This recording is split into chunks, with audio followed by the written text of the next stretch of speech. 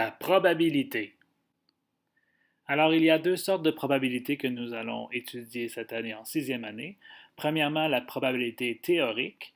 C'est la représentation mathématique de ce que l'on pense qui va arriver suite à un événement.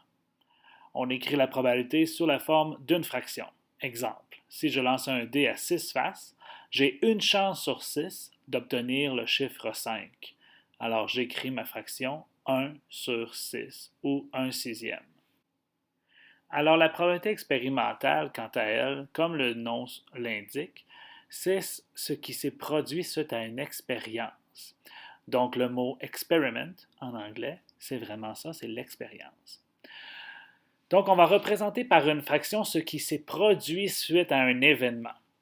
Alors, si on reprend l'exemple du dé, je lance le dé 6 fois.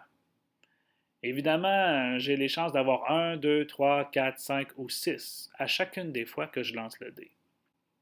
Quand j'ai joué, j'ai lancé le dé, qui a 6 faces, et j'ai obtenu les résultats suivants. La première fois, j'ai obtenu un 3, ensuite j'ai obtenu un 5, ensuite j'ai obtenu un 1, j'ai obtenu par la suite 4, j'ai obtenu un deuxième 5, et finalement, j'ai obtenu un 2.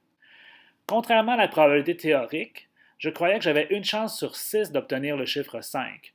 Mais quand j'ai joué 6 fois avec mon dé, j'ai obtenu le 5 deux fois. Donc, la probabilité expérimentale peut être différente de la probabilité théorique, et c'est correct comme ça. C'est ce qui se passe dans la réalité, plutôt que mon calcul mathématique de ce que je croyais qu'il allait se passer. Alors, la probabilité expérimentale, je l'écris aussi sur la fraction avec les données que j'ai obtenues suite au jeu. Donc, quand j'ai joué, j'ai obtenu le 5 deux fois sur 6, et ça, je l'écris 2 sixièmes, et je pourrais réduire ma fraction sur 1 tiers. Bon, maintenant, c'est le temps de jouer. Allons-y! Notre premier jeu, lancer un dé à 6 faces, numéroté de 1 à 6. Quelle est la probabilité théorique d'obtenir un chiffre sur un dé? On a une chance sur 6 d'obtenir n'importe quel des 6 chiffres sur un dé. Nous allons lancer ce dé 6 fois pour voir qu'est-ce qui se passe. On obtient un 3.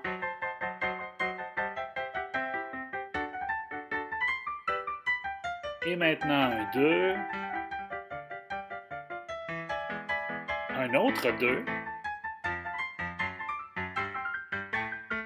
Un 4. 1. 1 encore. Les résultats 3, 2, 2, 4, 1, 1.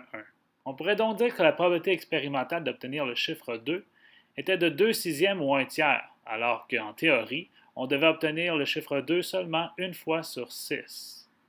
Donc, c'est différent quand on joue. Deuxième jeu, pile ou face.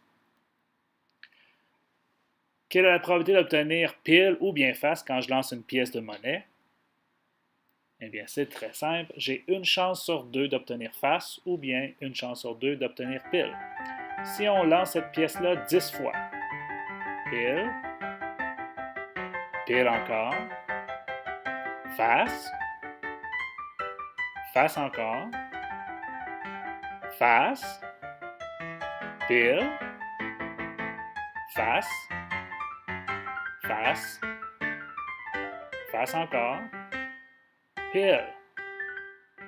Ouf, on a obtenu 4 fois pile et 6 fois face sur 10 lancés. Donc, la probabilité expérimentale disait que pile, on allait l'avoir 4 sur 10 ou 2 cinquièmes, alors qu'en théorie, on devait l'avoir 5 fois sur 10. Donc, il y a une petite différence ici de 1. Troisième jeu, la roulette.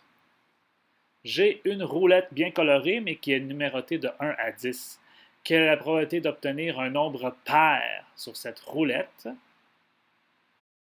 5 chances sur 10 ou une chance sur 2. On va la faire tourner 8 fois. Donc, normalement, on devrait avoir 4 fois un nombre pair. Expérimental, nous avons un 8, un nombre pair.